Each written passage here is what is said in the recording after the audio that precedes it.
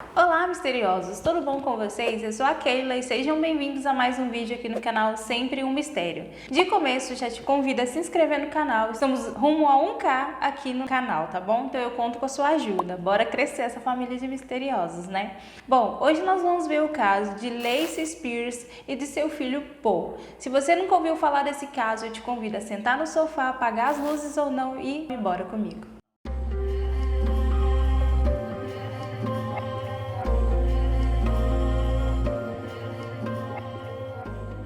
Lacey Spears nasceu em 16 de outubro de 1987 em Decatur, Alabama, Estados Unidos. Ela era filha de Terry Spears e de Tina Spears.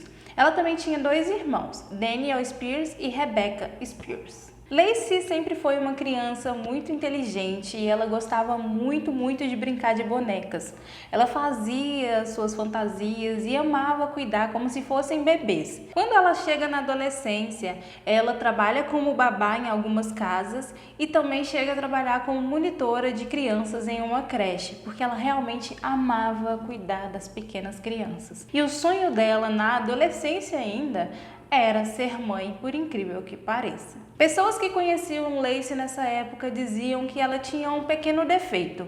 Ela fazia de tudo para chamar a atenção das pessoas. Quando Lacey estava com 20 anos de idade, ela engravida então do seu primeiro filho, lá em 2008, o pequeno Garnett Paul Thompson Spears. Eu vou chamar de Paul para facilitar, porque senão eu vou ficar falando o nome dele inteiro todas as vezes. Paul nasceu dia 3 de dezembro de 2008, também em Decatur, Estados Unidos. Quando Paul estava com apenas 9 dias de vida, ele precisou ser hospitalizado, pois ele ficou muito doente. Os médicos tentavam descobrir de toda forma o que Paul tinha, mas era muito difícil. Digamos que ele tinha uma série de sintomas que não batiam, então era muito estranho. Os médicos faziam de tudo, mas eles não conseguiam descobrir o que o Paul tinha quando ele estava com 9 dias de nascido. Ele sempre ficava internado. Os médicos nunca acertavam 100% um diagnóstico. Diziam que o conjunto de sintomas que o bebê apresentava era quase inacreditável. Paul apresentava os seguintes sintomas. Ele tinha febre alta, ele tinha infecção de ouvido, convulsões e problemas gastrointestinais. E a causa da doença era sempre muito incerta. Os médicos nunca descobriram realmente o que era. Isso na medida que ele ia crescendo. Quando Paul estava completando quase 8 meses de idade, Lacey leva ele ao hospital, dizendo que ele está há dias sem comer, que ela não sabe mais o que fazer, pois seu menino estava perdendo peso, estava ficando anêmico e ele não comia de jeito nenhum. Lacey então propõe aos médicos que ele faça uma cirurgia para colocar um tubo de alimentação.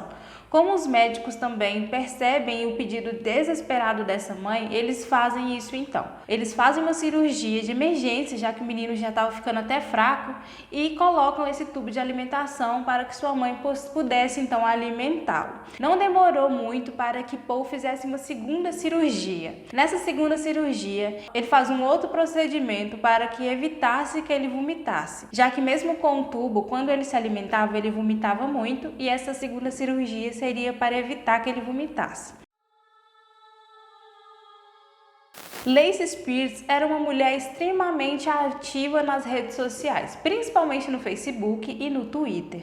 Ela também tinha um blog que se chamava A Jornada de Garnett. Lá ela compartilhava tudo sobre a vida com seu bebê que era doente, ela contava seu dia a dia e como era difícil ser mãe de uma criança naquela situação de saúde. E isso fazia com que ela ganhasse cada vez mais a admiração das pessoas. Em um desses relatos na internet, ela lamenta sobre a nutrição do seu filho. Ela afirma que mesmo após os procedimentos cirúrgicos, ele ainda não se alimentava direito e que ele seria submetido a mais uma cirurgia, e dessa vez seria uma gastrostomia. Uma gastrostomia é uma abertura no estômago que é exteriorizada na pele, realizada durante uma cirurgia para administrar alimentos e líquidos, já que o menino não estava comendo.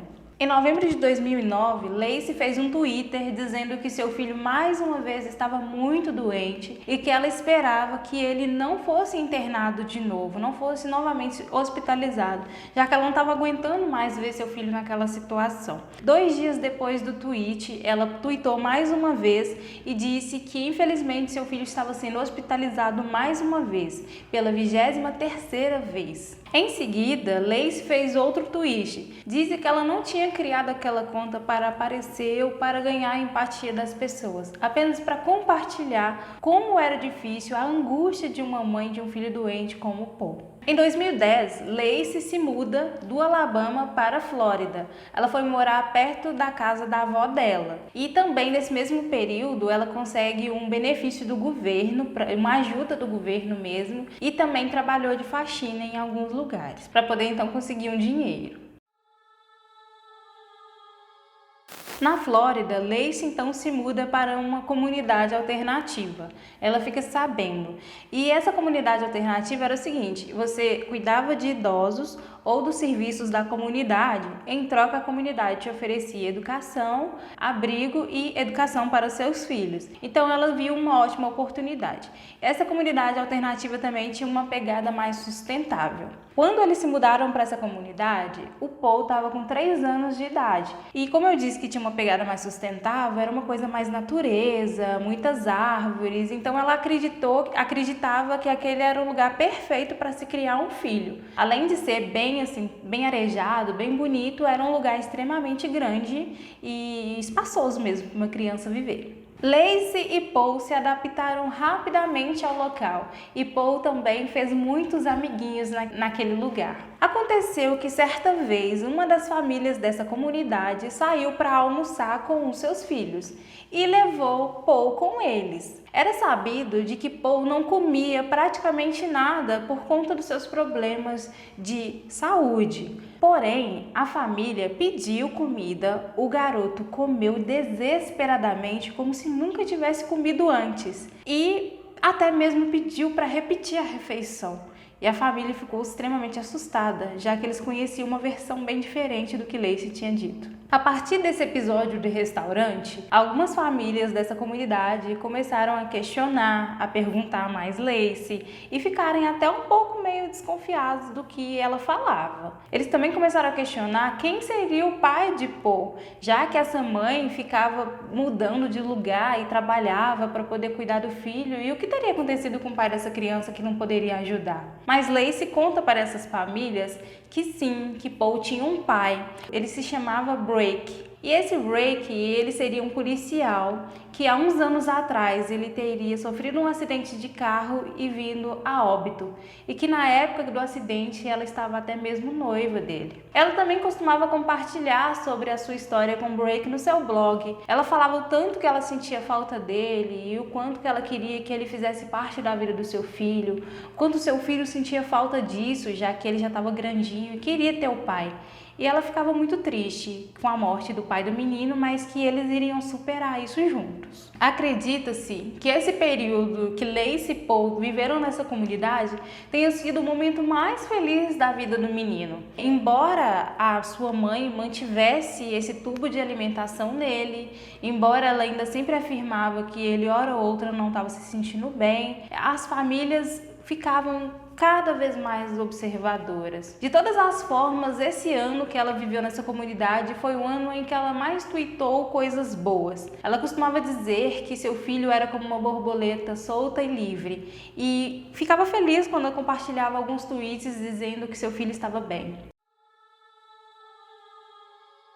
Em 2014, quando Paul estava com apenas 5 anos de idade, ele precisou ir rapidamente para o hospital, pois ele estava passando muito mal. Ele estava sentindo muita dor de cabeça e estava com uma febre também muito alta. O Paul ficou algumas horas de observação e depois a temperatura dele baixou e os médicos liberaram ele e a mãe para ir para casa. Passou alguns dias e Lacey levou novamente Paul ao hospital e ele estava sentindo muita dor de cabeça, febre alta e dessa vez estava acompanhado de convulsões também. Paul sentia tanta dor de cabeça que ele chegava a segurar a cabeça dele assim de tanta dor que ele estava sentindo naquele momento. Os médicos então monitoraram as atividades cerebrais do garoto, mas durante todo esse período que ele estava no hospital ele não teve nenhuma convulsão. Nos dias seguintes, Paul apresentou também muita dor no estômago. Ele tentava vomitar, mas ele não conseguia por conta da cirurgia. Então ele passou por uma bateria de exame. Realmente ele não estava bem. Quando ele fez esse exame, percebeu que ele estava com uma quantidade de sódio no seu sangue que era letal. Porém, ficou um pouco confuso, já que quando ele chegou no hospital, ele não estava com uma quantidade de sódio tão grande assim no seu sangue. Paul então foi transferido para um hospital especializado nisso. E quando ele chegou nesse hospital, o nível de sódio dele então foi abaixando através de um tratamento. Nesse hospital, Paul ficou internado por 2 dias. Ele rapidamente melhorou e ele já logo receberia a alta. Lembrando que os médicos não sabem o que aconteceu para ele ter esse episódio de ter tanto sódio assim no corpo. No domingo pela manhã, uma enfermeira entra no quarto e conversa com Lacey e diz que daqui a algumas horas o seu menino iria receber alta. Nesse hospital que o Paul estava internado, havia uma câmera de segurança dentro do seu quarto. Lacey disse que não teria problema em filmar a internação do seu filho. Não havia nada demais nas imagens, mostrava Lacey conversando com o menino, brincando, montando Lego, mostrava ela fazendo a sua higiene, brincando com ele, dormindo com ele. Não havia nada demais nas filmagens. Porém, cerca de 10 minutos depois que a enfermeira entrou no quarto para dizer que o menino receberia alta, o Paul começa a passar mal de uma forma que nunca havia acontecido antes. Ele começa a ter várias convulsões porque o seu cérebro começou a inchar. Ele mal tinha acabado de recuperar do seu último episódio, já estava passando mal novamente, vomitando muito, e ele teve que infelizmente ser ligado a aparelhos. Mais uma vez, o nível de sódio no corpo do garoto era extremamente alta e letal. Os médicos realmente começaram a questionar e ficar confusos porque não teria como aquilo acontecer de uma forma natural. E isso só deixava eles cada vez mais querendo saber o que estava acontecendo no corpo daquela criança. Lacey estava tão desesperada, tão louca da vida, que começou a twittar, fazer várias postagens no Facebook, vários tweets, dizendo que seu filho estava muito doente, que nesse momento ele precisava mais de orações do que nunca havia precisado, e pedia às pessoas para mandar energias positivas para o seu menino. Como eu disse, os médicos estavam empenhados a descobrir o que estava acontecendo com Paul, porque eles nunca haviam visto nenhum caso daquela forma. Porém, os médicos começaram a suspeitar de Lacey, pois eles perceberam que Paul deveria ser uma criança saudável e que para uma pessoa chegar naquele nível de sódio, seria apenas se alguém desse sódio para ela. Os médicos então rapidamente tomaram uma decisão e decidiram acionar a polícia. Os policiais então chegam ao hospital e foram divididos em 2 equipes. Uma equipe policial ficou no hospital para interrogar Lacey, enquanto a outra equipe foi para a casa de Lacey para tentar buscar algumas coisas. Enquanto Lacey conversa com um dos policiais, o pai dela chega no hospital para poder acompanhar o neto, né? E aí um outro policial vai conversar com o pai dela e vai dar os pêsames, fala que sente muito pelo Blake, né, o pai do menino, ter morrido.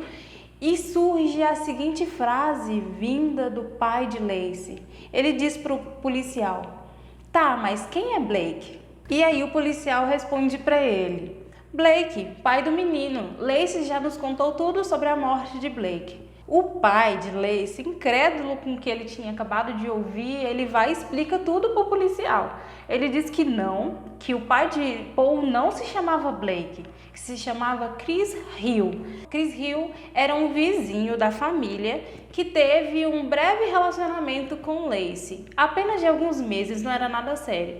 E que desse pequeno relacionamento, a Lacey teria engravidado de Chris e que ele nem conhecia esse tal de Blake. O pai da Lacey também conta que sim, Blake existe, ele realmente existiu.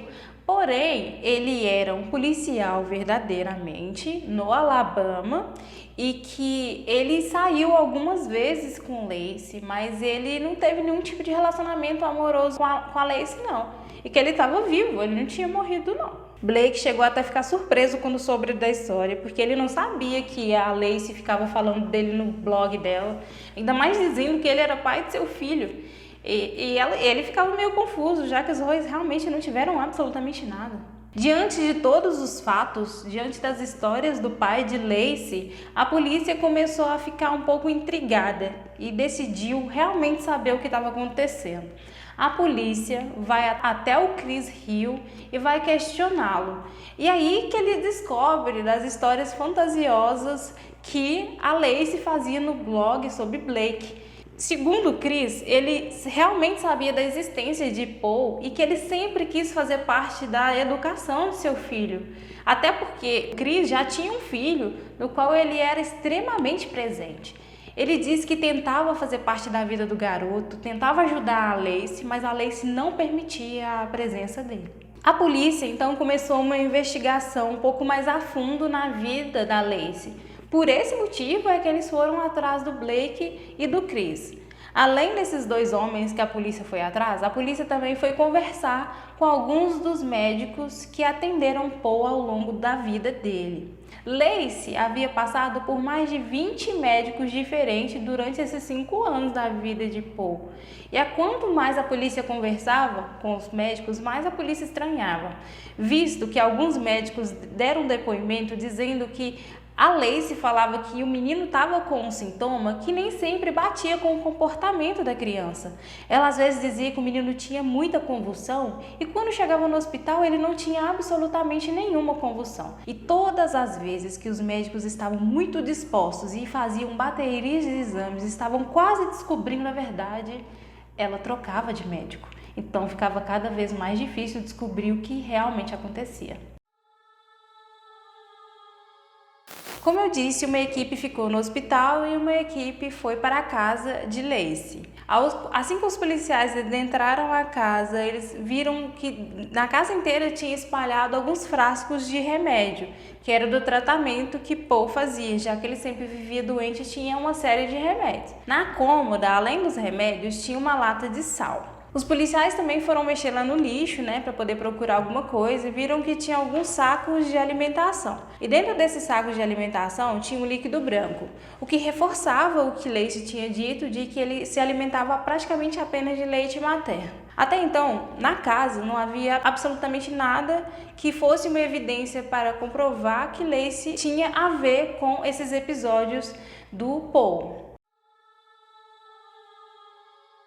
No outro dia, os policiais continuaram questionando Lacey e querendo saber tudo o que estava acontecendo em casa e como estava sendo o desenvolvimento do Paul para tentar descobrir mesmo o que estava acontecendo. Uma vizinha, então, ela chamava Valerie, ela ligou para a polícia para poder dar um depoimento que seria a chave para um desfecho um tanto quanto importante. Valerie liga para a polícia e diz que no dia que Paul passou muito mal, a Lacey ligou para ela, pediu para que ela fosse na casa dela e pegasse um saco de alimentação que estava preso à máquina de alimentação e jogasse fora. Ela também pediu a Valerie que não comentasse isso com ninguém. A polícia então foi até a casa de Valerie porque, em vez da Valerie jogar fora, ela guardou em casa. Por motivo nenhum, ela simplesmente pegou esse saco de alimentação que estava na casa da Lacey e levou embora. A polícia foi na casa de Valerie, pegou esse saco de alimentação com leite materno,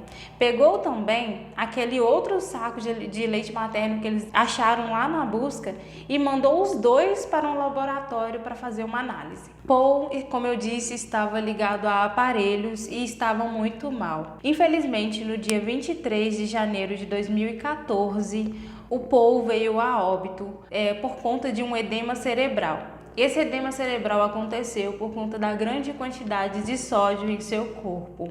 O seu cérebro havia inchado e, infelizmente, ele teve várias paradas cardíacas. Os médicos fizeram tudo o que podiam para salvar a vida do pequeno Paul de 5 anos, mas, infelizmente, nada foi possível. Como eu disse, os sacos de alimentação tinham ido para um laboratório para uma análise e os resultados foram assustadores. Os sacos de alimentação mostraram que existia um alto teor de sódio compostos neles, equivalente a 69 pequenos sacos de sal. E realmente essa quantidade era letal. Quando eu falo, é porque o saco de alimentação ele era pequeno, e dentro desse pequeno saco onde havia o leite materno, existia uma quantidade de sódio equivalente a esses 69 pequenos sacos de sal. Então era uma quantidade gigantesca. Quando a polícia chega para Lacey para conversar novamente, diz: como que era possível um corpo de uma criança de apenas 5 anos ter uma quantidade tão grande de sódio? E pelo que a perícia mostrou, estava nesse leite materno. A Lacey se sentia indignada, desrespeitada. Ela diz que como a polícia tem a audácia de tentar conversar com ela sobre isso, uma mãe que cuidou de seu filho por 5 anos, fez de tudo por ele, estava vivendo um momento doloroso de luto. Ela disse que se tinha alguém que deveria responder essa pergunta para os policiais, eram os médicos. Ela culpa os médicos por absolutamente tudo. Durante as semanas seguintes, Lacey estava vivendo em casa, estava começando a ficar um pouco mais tranquila. Hora ou outra a polícia aparecia na casa dela para poder conversar, porque como eu disse, estava acontecendo uma investigação. E aí o tempo foi passando, a polícia começou a ir menos na casa dela, então ela estava assim bem de boa, bem tranquila. Porém, as coisas iam tomar um novo rumo. 10 semanas depois da morte de Paul, o médico legista declarou que Paul foi morto por homicídio e que a principal suspeita seria Lacey, sua própria mãe. Através das investigações, a polícia então lembra que no quarto de Paul tinha uma câmera. E aí eles pegam essas câmeras para poder assistir as imagens, para então continuar com a investigação e ver se tinha alguma coisa diferente, né? Para eles poderem analisar. Até então, no dia em que Paul passa muito mal, a mãe não tá fazendo nada demais. Ela realmente brinca com o menino, ela conversa com ele e tal. E aí mostra a enfermeira entrando no quarto, dizendo para a mãe que ele receberia alta naquele dia. Aí a enfermeira sai e alguns minutos ela brinca com o menino, depois ela leva o menino para o banheiro e fecha a porta. O fato dela fechar a porta já fica suspeito, porque ela não tinha o hábito de fechar a porta quando ela entrava no banheiro com o menino.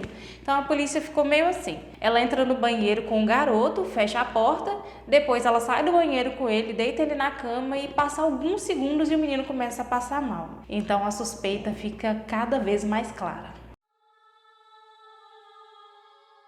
No dia 17 de junho de 2014, após uma grande investigação, Lacey Spears foi presa sob a acusação de homicídio. Apesar de Lacey não ter sido diagnosticada de uma forma muito clara, foi atribuída a ela como se ela tivesse a síndrome de Munchausen. Essa síndrome seria o seguinte: o guardião de uma criança faz mal para a criança de propósito, apenas para ganhar simpatia e atenção dos outros, o que bateria com o comportamento que Lacey tem desde que teve o bebê. De acordo com o psiquiatra, 85% dos casos de mulheres que têm o Munchausen são a mãe da criança. Normalmente é a mãe da criança e não uma outra pessoa da família. O que bate realmente com o comportamento de Lacey, já que ela sempre ficava tendo uma grande devoção ao filho, tinha até uma rede social onde ela compartilhava a vida do menino. Ela também cuidava intensamente dele, levava ele várias vezes ao médico e pedia aos médicos para cuidar de doenças que nem os médicos sabiam que o menino poderia ter. O objetivo dessa doença também, de Munchausen, não é matar a criança em si, mas mantê-la doente o máximo que puder. E também mantê-la sempre indo ao médico, para assim ela ganhar a atenção do médico, ganhar a atenção dos parentes da criança. E no caso da Lacey, além desse círculo de pessoas que ela queria atenção, ela ainda tinha a rede social, que ela recebia inúmeras mensagens, como eu disse, até mesmo o governo deu um benefício para ajudá-la, então ela recebia uma grande atenção. O advogado de Lacey, no seu julgamento, sequer usou a síndrome como argumento em defesa da mulher, até porque não estava comprovado de que ela tinha essa síndrome. Isso é porque a mídia falava, psiquiatras davam bastante entrevistas na televisão falando em específico dela, e dizia que ela sofria dessa síndrome e que ela também sofreu depressão pós-parto, por isso ela teve esse comportamento. Lacey também deu uma entrevista para um programa que se chamava 48 Horas, e ela disse a seguinte frase: Eu ouço as pessoas falando sobre mim enquanto eu ando pela rua. Ela também diz o seguinte: eles me chamam de matadora de bebês e mãe do ano, mas eu simplesmente os ignoro, porque eu sei que lá no fundo eu não sou esse tipo de pessoa. Em 2 de março de 2015, o júri declarou Lacey culpada pela morte de Paul Spears por envenenamento com sal de cozinha, pois a mesma colocava sal de cozinha em seu tubo de alimentação. E ela foi culpada por assassinato em 2º grau. O juiz que a condenou disse a seguinte frase: ao não impor a máxima, estou exibindo algo que você não mostrou pelo seu filho. Misericórdia. Os advogados de defesa de Lacey, que pediram a pena mínima, que ficaria entre 15 anos a perpétua, entraram com uma apelação, dizendo que Lacey era inocente e entraram com um processo contra o hospital, dizendo que o hospital foi negligente com o Paul. Ou seja, os advogados de defesa disseram que quem matou o menino, de certa forma, foram os médicos. Lacey manteve seu pé firme no chão, disse que nunca faria mal para o seu filho, disse que ela era inocente e que tudo que ela pôde fazer por seu filho ela fez e que ela nunca faria mal para ele. Em 8 de abril daquele ano, de 2015, o juiz Robert Neri a condenou a 20 anos de prisão e ela foi encaminhada para o Centro Correcional para Mulheres de Bedford Wills, em Nova York. Lacey ainda está presa e ainda paga pelo crime que cometeu. Como eu disse, ela ainda diz que é inocente, mas de acordo com todas as provas, tudo estava contra ela e realmente ela está pagando pelo crime de ter matado seu filho. Bom, gente, achei esse caso assim muito difícil, muito pesado, mas assim extremamente importante de ser falado. Acho que é algo que a gente devia sempre falar e acho que ela pegou pouco tempo de prisão. O que você acha? Você acha que ela deveria ter pego perpétuo ou você acha que ela é inocente? Me conta nos comentários que eu quero saber, tá bom? Te convido a se inscrever no canal, pois estamos rumo a 1K do Sempre um Mistério, tá bom? Conto com a sua colaboração. Assiste o vídeo anterior e até o próximo vídeo. Tchau!